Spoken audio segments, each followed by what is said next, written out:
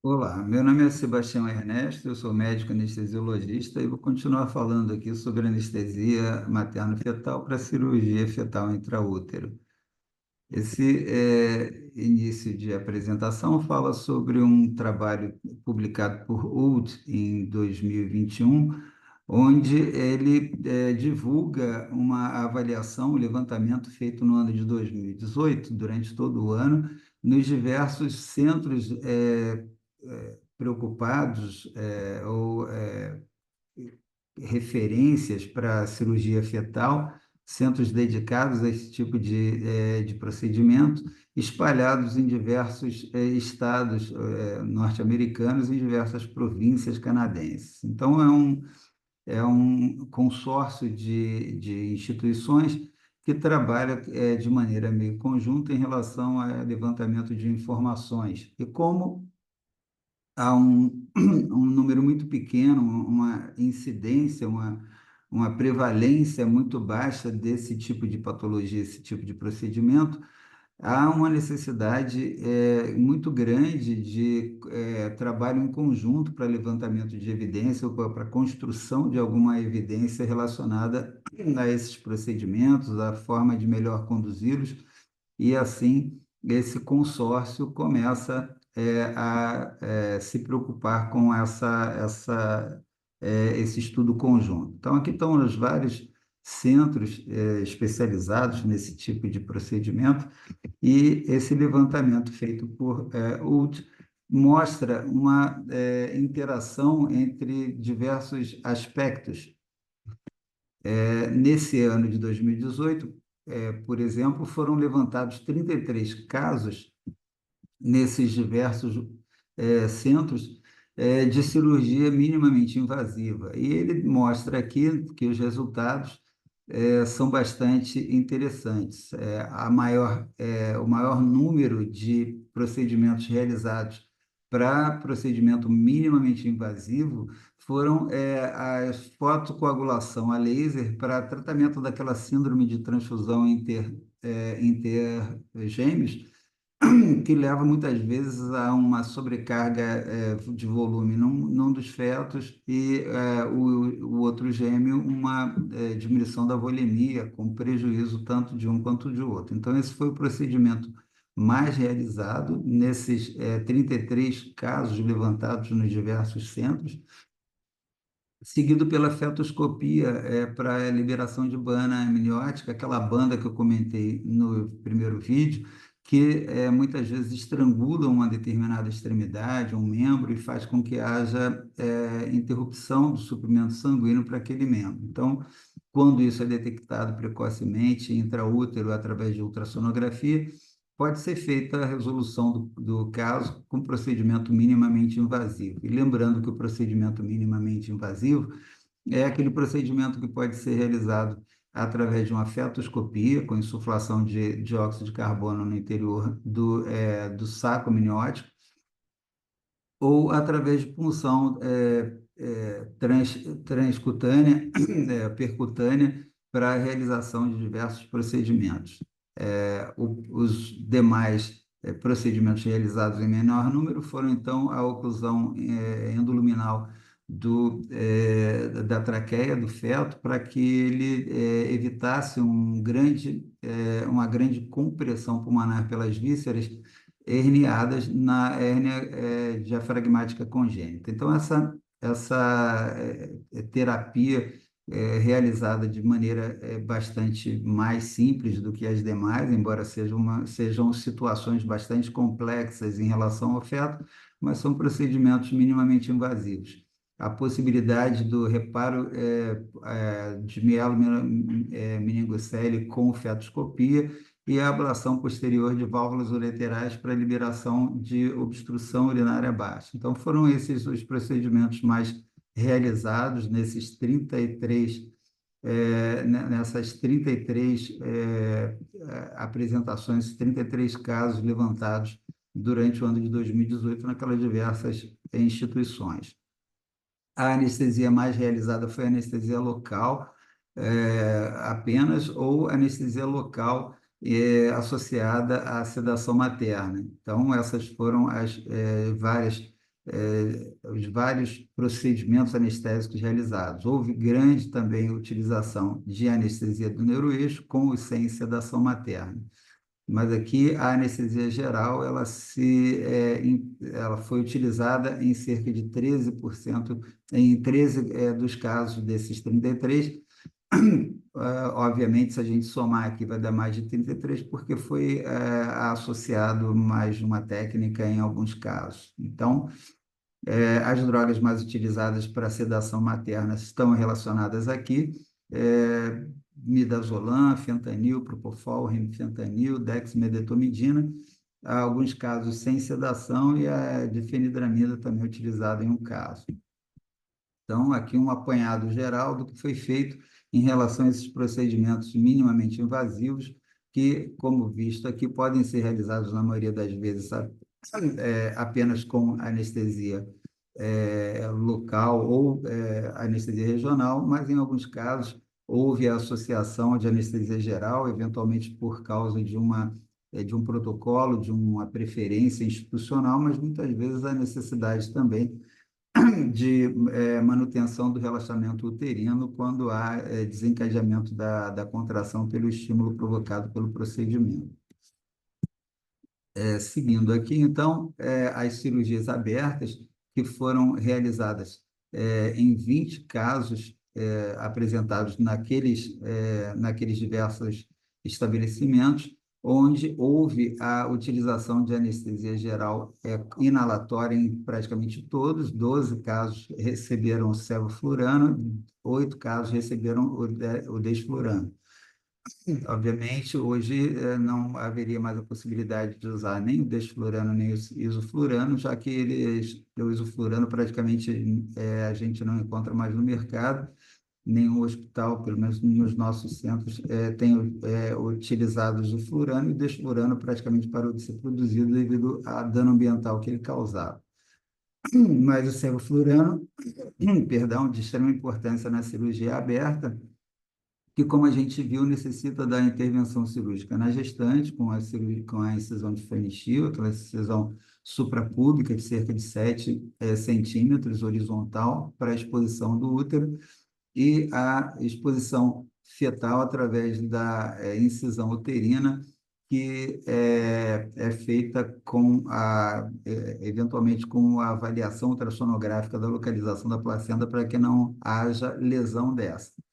Então, a incisão é feita, há necessidade da manutenção do relaxamento uterino, e o sevoflurano, os agentes inalatórios em geral, hoje representados praticamente pelo sevoflurano, sendo uma opção bastante segura e interessante no auxílio a esse relaxamento uterino.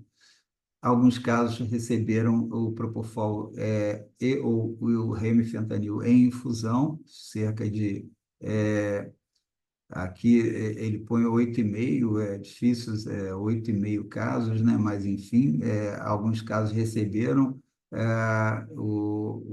a infusão venosa de uma das drogas, e a maioria dos casos não. A cirurgia, a monitorização materna através da cateterização arterial para verificação em tempo real da pressão arterial foi feita em quase todos os casos. Esse que é uma condição bastante importante, um procedimento bastante importante, já que a gente vai submeter a paciente a uma anestesia com a abertura do útero. O útero tem que ficar relaxado, ele vai ser submetido a uma incisão que vai gerar sangramento, e sem a contração uterina, esse sangramento aumenta de maneira importante. Então, a cateterização para acompanhamento e tratamento imediato de eventuais descompensações hemodinâmicas são extremamente importantes. A forma como esse feto foi monitorizado, através de verificação periódica de frequência cardíaca fetal, através do uso ou de ultrassonografia, ou de ecocardiograma, ou a ultrassonografia para avaliação do fluxo ductal. Então, isso tudo foi utilizado em alguns casos em associação uma técnica com outra, desde que a soma vai dar mais de 20, então, portanto, em alguns casos foi utilizado mais de um desses recursos. mas há necessidade de manutenção dessa monitorização fetal para a gente surpreender precocemente a eventual diminuição da frequência cardíaca fetal, que a gente sabe que é extremamente importante. O feto ele tem uma complacência miocárdica muito pequena, então ele trabalha pouco o volume diastólico final e assim o volume sistólico ele é praticamente fixo e eventualmente diminuição de frequência cardíaca vai causar uma diminuição do débito cardíaco, já que a gente sabe que o débito cardíaco é o volume sistólico vezes a frequência cardíaca. Se o volume sistólico é fixo e a frequência cardíaca cai, a gente vai, obviamente, ter uma queda importante do débito cardíaco, e isso pode ser extremamente perigoso para esse feto. Então, se a gente surpreende alguma queda da frequência cardíaca fetal, a gente tem que avaliar a oxigenação materna, como está, se está sendo bem ventilada, se as condições hemodinâmicas estão adequadas, se não há descolamento de placenta, obstrução do cordão umbilical e assim sucessivamente.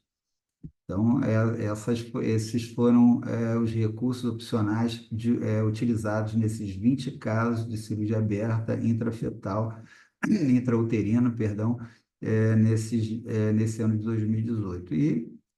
Em relação à analgesia, para as próximas 24 horas, importante na cirurgia aberta, já que na maioria das vezes essas pacientes vão ser submetidas à anestesia geral, na maioria das vezes sem anestesia regional. Então, a gente tem que utilizar a anestesia regional de forma a oferecer uma analgesia pós-operatória.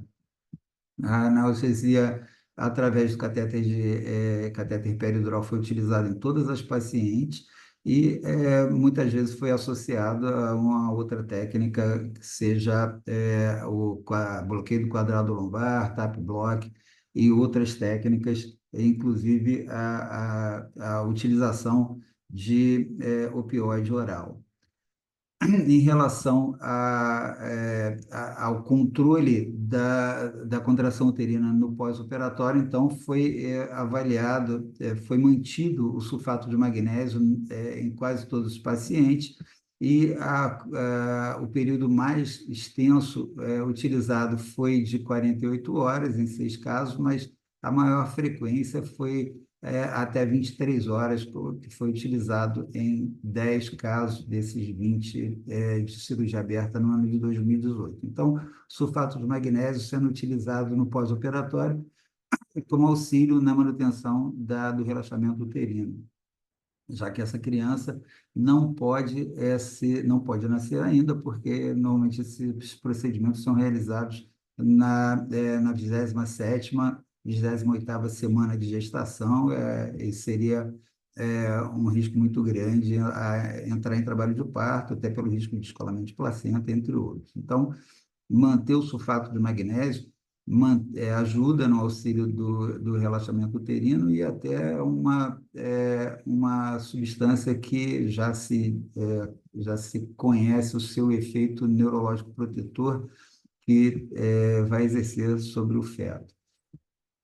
A monitorização da frequência cardíaca fetal no pós-operatório é feito também de maneira periódica, e a utilização de enoxaparina em mais de metade dos casos, pelo risco de doença tromboembólica, complicações de embolia, de trombose que podem acontecer no pós-operatório.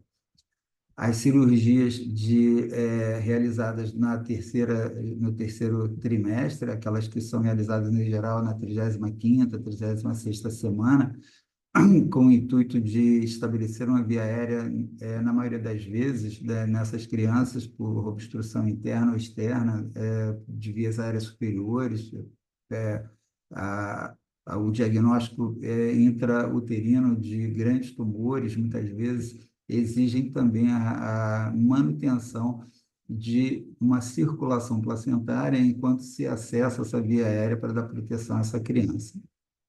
Então, como foi feita a monitorização materna? Em 24 dos 30 casos de intraútero foram mantidas no intraoperatório com catéter intraarterial para monitorização em tempo real da pressão arterial. Então, vê-se que é uma preocupação. Da mesma forma que na cirurgia aberta, a cirurgia ex-útero envolve a abertura do útero, envolve o relaxamento uterino enquanto está sendo providenciado, está sendo realizado o procedimento de assegurar-se da via aérea desse feto. Então, prevê-se um sangramento importante, por isso a monitorização intraarterial da pressão dessa gestante em quase todos os casos. A técnica de anestesia em 27% dos casos, 27 dos 30 casos, não por cento, 27 unidades desses 30 casos foram mantidos com a anestesia geral, com ou sem a associação de anestesia peridural para analgesia pós-operatória. Foi realizado a anestesia regional em 3% dos casos de maneira exclusiva, e onde foi realizada a anestesia geral, a utilização do agente inalatório, vê-se aqui que ainda se utilizavam três opções, né, naquela época de anestésico inalatório, mas em 17 dos 30 casos foram utilizados foi utilizado o sevoflurano. Em 11 desses casos, o desflurano, e em um caso, isoflurano. No caso derradeiro desses 30, não se sabe o que foi utilizado, não houve a informação. A utilização do Propofol utilizado em cerca de metade dos casos, e metade dos casos não, obviamente. A utilização do remifentanil, na maioria dos casos, não foi utilizado, mas ele foi usado em associação em 10 dos casos desses 30 casos. Além disso, a monitorização fetal durante o procedimento foi feita de maneira semelhante à monitorização quando da cirurgia aberta, e a técnica de analgesia pós-operatória com a utilização do catéter em 22 casos, sendo em alguns casos associado a outras técnicas, como no caso da cirurgia aberta, e outros casos apenas as outras técnicas foram as opções escolhidas. Mas a gente vê que 22 dos 30 casos tinham catéter de peridural, provavelmente porque foi realizada a anestesia geral apenas no intraoperatório, e o catéter peridural instalado previamente foi utilizado para analgesia pós-operatória. Também foi realizada uma revisão sistemática publicada em 2022, envolvendo 165 estudos que englobavam 6.751 procedimentos. Desses estudos, 106 com 5.087 casos foi utilizada apenas anestesia materna, e em 64 casos foi utilizada anestesia materno-fetal. Se a gente somar aqui, vai dar 170, vai dar mais que os 165 estudos. Então, alguns estudos foram excluídos da avaliação final devido a inconsistências, devido a informações incompletas. E o que se observou é que, nesses casos aqui, dessa revisão sistemática, a primeira informação interessante é que, nos casos em que houve a anestesia geral materna, houve uma incidência maior de necessidade da anestesia fetal associada. Então, aqueles casos em que foram realizados a anestesia regional, nessa revisão sistemática, os trabalhos mostraram que houve menos necessidade de anestesia fetal, que pode ser paradoxal, já que na anestesia regional materna não há passagem de anestesia, de anestésico pela barreira placentária, enquanto na anestesia geral isso acontece. Mas a revisão sistemática mostrou que houve mais anestesia fetal, a necessidade de administração de anestésico no feto, quando houve anestesia geral materna do que na regional. Fazendo análise de subgrupos, eles observaram que, em relação às anestesias exclusivamente maternas, comparando a anestesia regional com a anestesia geral, houve uma média de 27 semanas dos procedimentos realizados, com internação que variavam perto de 5 dias, com nascimento perto de 33 semanas, esses procedimentos mostraram uma maior incidência de amenorreia prematura e um aumento dos óbitos fetais e neonatais em relação à não realização do procedimento. Quando foi comparado, então, as duas técnicas, mostrou-se que em 74% dos casos, praticamente, foram realizados de maneira eletiva.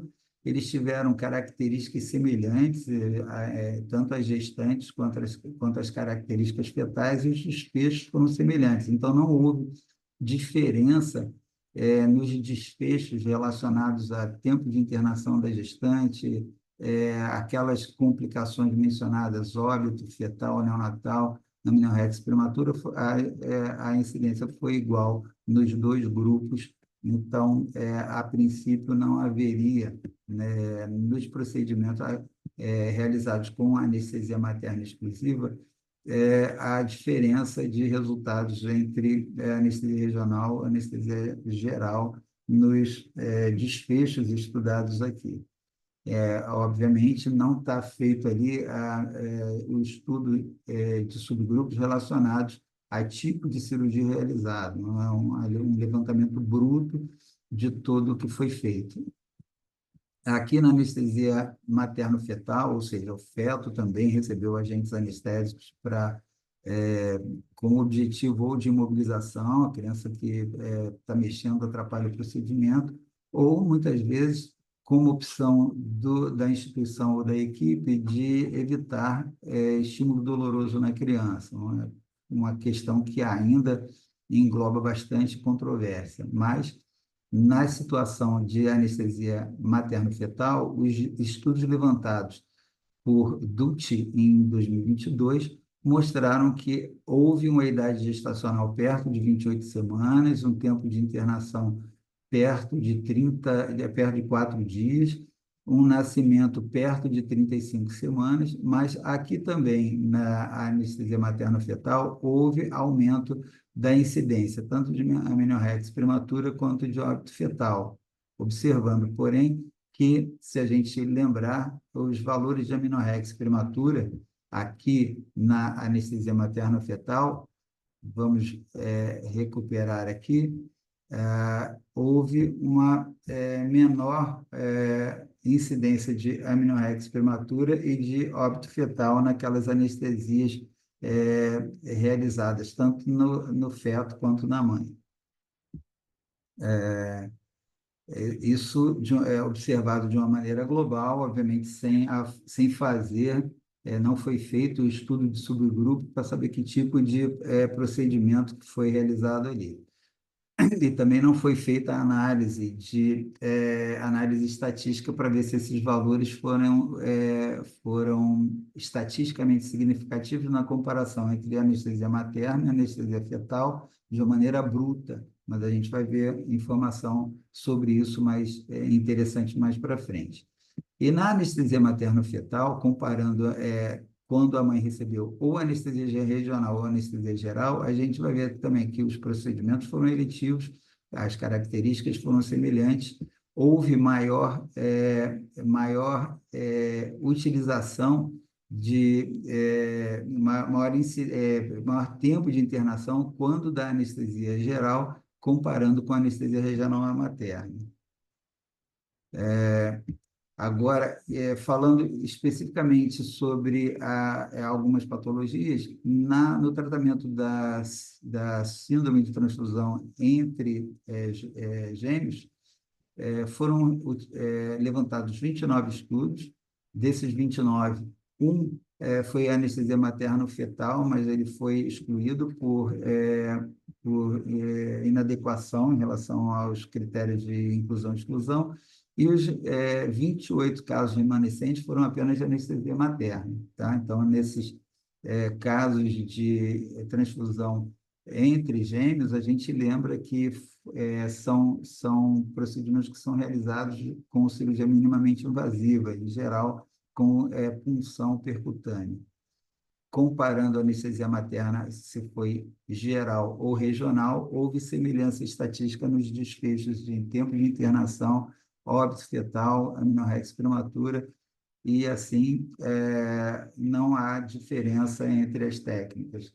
Aqui são as tabelas mostrando esses resultados. Em relação à mielomeningocele, os procedimentos vinham sendo realizados exclusivamente com cirurgia aberta e agora,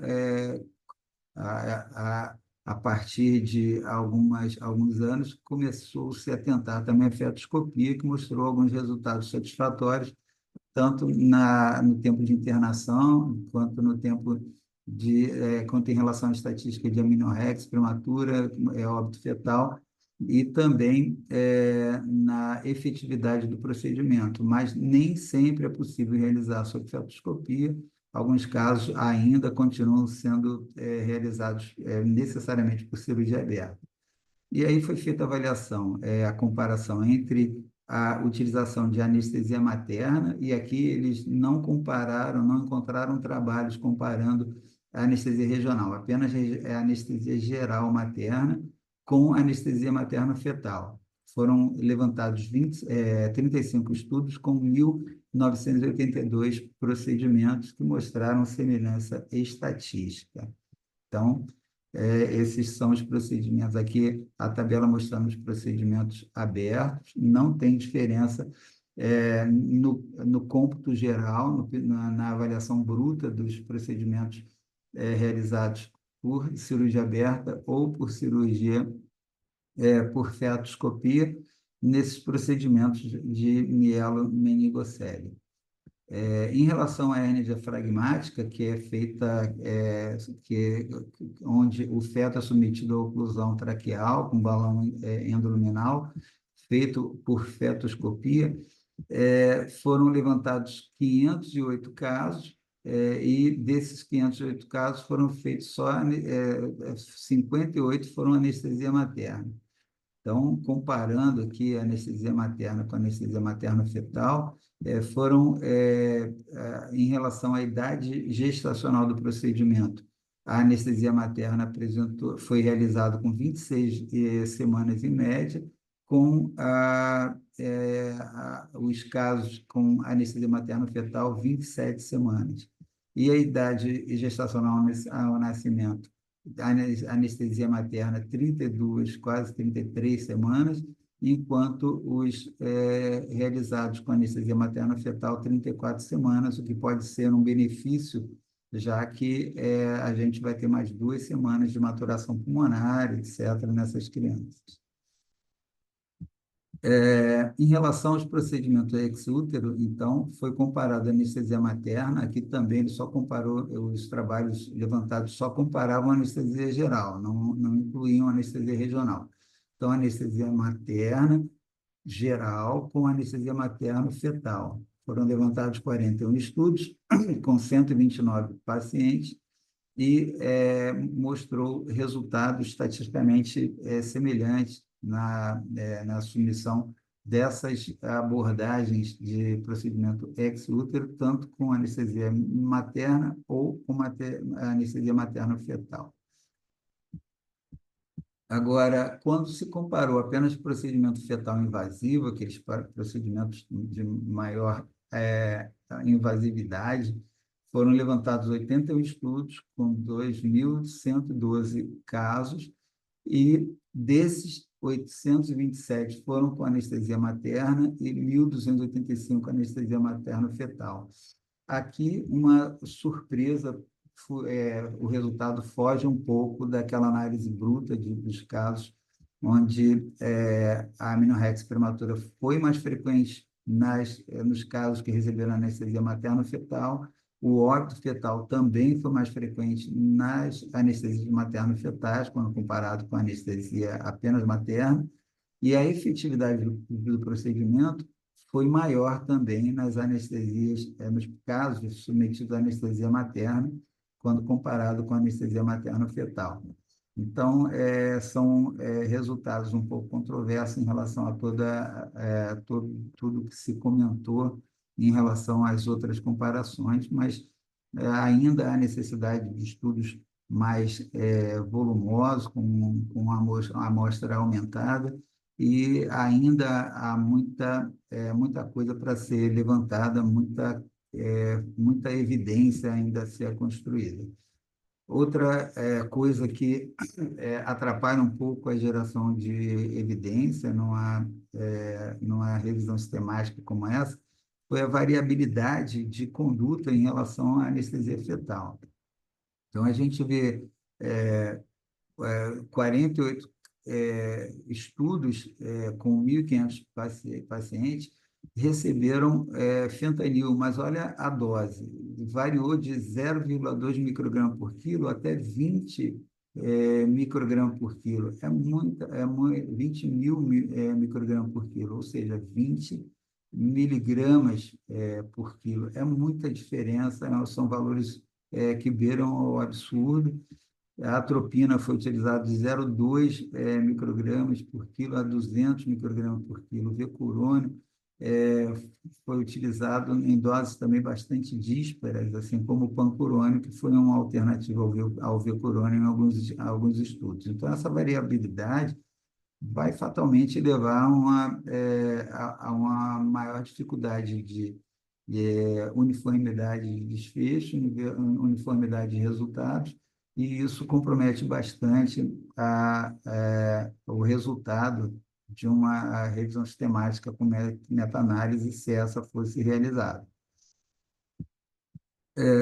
Em relação aos anestésicos utilizados na anestesia materna, também houve muita variabilidade, desde tionembutal, propofol, etumidato, e o catéter de peridural, nesse levantamento feito por Dutti em 2022, ele raramente foi utilizado. Uma coisa que vai de encontro com o que foi abordado, levantado no estudo anterior, que mostrou aqueles casos num ano inteiro de 2018, naquele consórcio de instituições dedicadas a esse tipo de procedimento lá nos Estados Unidos e Canadá. Em relação à conclusão, então, houve uma variabilidade extremamente grande de procedimentos, de condutas, de doses de medicamento, mas, em geral, parece que a efetividade se mostrou superior, a efetividade do procedimento em si, quando a anestesia materna foi utilizada em detrimento da anestesia materno-fetal. Há sempre um maior risco de amenorrex prematura e de óbito fetal, mas é uma cirurgia que eventualmente pode trazer benefício por proteger um órgão ou a própria vida do feto, que ao nascer pode ter uma condição que torne a sua vida impossível a curto, médio prazo. Em relação à anestesia fetal, ainda uma controvérsia gerada porque, em relação à preocupação com a analgesia do feto, que, como vamos comentar mais adiante, no seu balanço entre o risco desse feto sofrer os malefícios a curto, médio e longo prazo de uma nocicepção não tratada, ou sofrer os malefícios daquelas drogas utilizadas para a sua anestesia. Mas, muitas vezes, o movimento fetal torna impossível a realização do procedimento, então, há necessidade da sua anestesia e da utilização daquele grupo de substâncias opioides, representado na maioria das vezes por fentanil, um relaxante neuromuscular, um bloqueador neuromuscular e, em geral, a atropina na dose de 20 microgramas por quilo, sempre com a monitorização fetal durante o procedimento para avaliar eventual queda da frequência cardíaca fetal, que mesmo que não seja causada por alterações ventilatórias ou hemodinâmicas da mãe ou por obstrução do cordão umbilical ou descolamento de placenta, mas as próprias drogas utilizadas na anestesia fetal podem trazer essa frequência cardíaca fetal para baixo, e isso compromete em muito o débito cardíaco. Outros desfechos que podem eventualmente surgir não foram avaliados, os vieses são bastante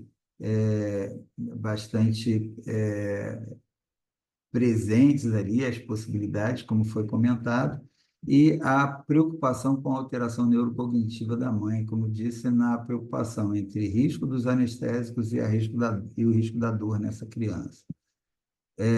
Em geral, as cirurgias minimamente invasivas, então, como foi demonstrado, podem ser, na maioria das vezes, realizadas sob sedação e anestesia local, eventualmente com a necessidade, ou como opção, anestesia loco-regional, ou até do neuroeixo em algumas situações, e a eventual necessidade de uma anestesia fetal, que pode ser uma limitação para a realização do procedimento devido à movimentação fetal. Então, às vezes, mesmo a gente criando ou mostrando a controvérsia existente entre a possibilidade ou não de haver dano pela nocicepção, como vai ser visto mais para frente, a anestesia fetal às vezes faz necessário para imobilizar a criança e tornar possível o procedimento. Na cirurgia aberta e na cirurgia exit, que é a intrauterina, sempre que possível a utilização do catéter de peridural para analgesia pós-operatória, principalmente, e lembrar que em alguns casos é hábito institucional ou da equipe a utilização de heparina de baixo peso molecular, e aí a manipulação do catéter tem que ser bem coordenada com a utilização dessa substância pelo risco de hematoma peridural. A anestesia geral na maioria das vezes, a escolha na cirurgia aberta e no exit pela maior facilidade de manutenção de um útero relaxado pela utilização do sevoflurano. Esse relaxamento é importante, ele evita tanto o trabalho de parto prematuro, evita no exit o descolamento placentário, e é importante a manutenção de uma circulação placentária adequada, principalmente no exit, obviamente, devido ao risco de não se conseguir rapidamente um acesso à via aérea desse feto, e a perda da circulação placentária pode fazer com que esse feto venha a sofrer a dessaturação abrupta.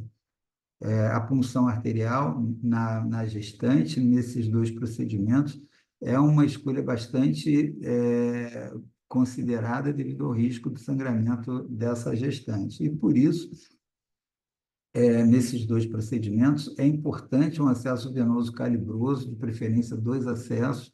A hidratação deve ser, inicialmente, apenas para manutenção do acesso venoso. A gente não deve hidratar muito essas duas situações, aberta e exit, que são procedimentos que muitas vezes a gente necessita da infusão no líquido amniótico do Ringer lactato para manter a pressão intrauterina. E essa infusão de Ringer lactato pode gerar a absorção de líquido, e uma gestante que a gente já sabe que ela é hipervolêmica por natureza, sendo hiperidratada, ela pode descompensar da parte cardiovascular e respiratória, até levando a edema agudo de pulmão em algumas situações em que a hidratação é feita de maneira mal controlada. Lembrar do risco do TEP, lembrar que há essa necessidade de infusão uterina muitas vezes, e essa infusão uterina que é feita com Ringer lactato, esse Ringer tem que ser mantido em temperatura próxima da temperatura corporal ideal, em torno de 37 graus, porque a hipotermia vai ser deletéria para o feto e vai também tender a estimular a contração uterina. A reserva de sangue, em relação às cirurgias minimamente invasivas, ela, em geral, não é necessária, é importante apenas a classificação sanguínea, são procedimentos que raramente evoluem com perda sanguínea importante, mas nas pacientes submetidas a procedimento aberto ou exit, é importante a reserva de sangue com prova cruzada, porque a hemorragia é um grande risco nessas pacientes e ela deve ser combatida e tratada o mais rapidamente possível.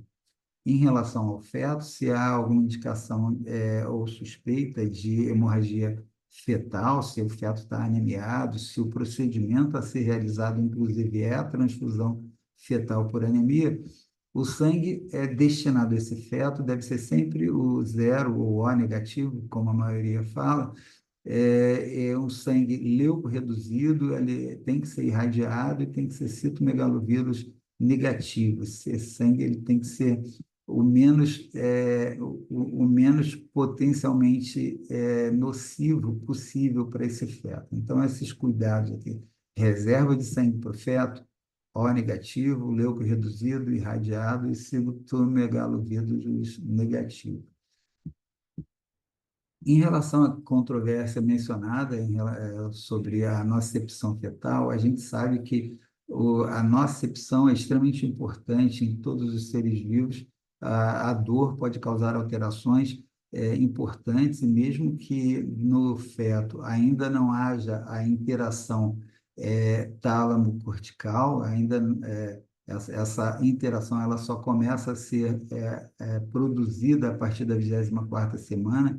Em fetos menores não existe uma conexão tálamo-cortical eficaz ainda, mas já se observou que há aumento de hormônio de estresse na circulação fetal, há uma ativação adrenocortical e simpática que é representada por aumento da concentração de catecolaminas, de cortisona, de corticosteroides sistêmicos, e isso já começa a acontecer a partir da 19ª semana. Então, não se sabe o grau de risco que essa nocecepção vai representar para esse feto.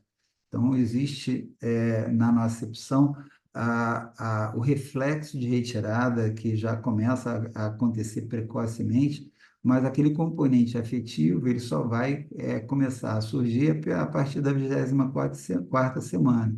Então, há uma controvérsia em relação à importância de se anestesiar todas as crianças, todos os fetos submetidos a esses procedimentos, devido a esse risco.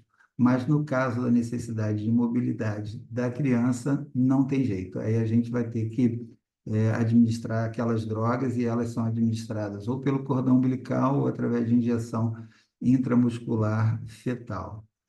Alguns trabalhos sugerem administração no deltoide, e outros sugerem administração intravascular. Então, a nocecepção fica como uma controvérsia, e lembrar que a anestesia materna, quando a anestesia geral é utilizada, algo vai passar por gradiente de concentração para o feto, desde que as substâncias tenham um peso molecular baixo, uma lipossolubilidade adequada. O sevoflurano passa na ordem de 38%, ou seja, a concentração fetal vai ser igual a 38% da concentração materna, o fentanil na ordem de 50% e o propofol entre 50% e 80%. Então, a gente sabe que existe a passagem dessa substância, ela não passa, ela não tem a CAM que atinge, que é utilizada na mãe, não vai ser igual a do feto, e também a concentração que é encontrada na mãe não vai ser encontrada no feto. Mas a gente não sabe qual a necessidade fetal e não sabe qual a sensibilidade fetal, tanto em relação à analgesia, sedação e hipenose, mas os efeitos colaterais também. Mas existem as situações em que, sem a anestesia fetal, a gente não consegue, a equipe cirúrgica não consegue a resolução cirúrgica da doença do feto. Então, essas são as proporções das drogas que atingem o feto.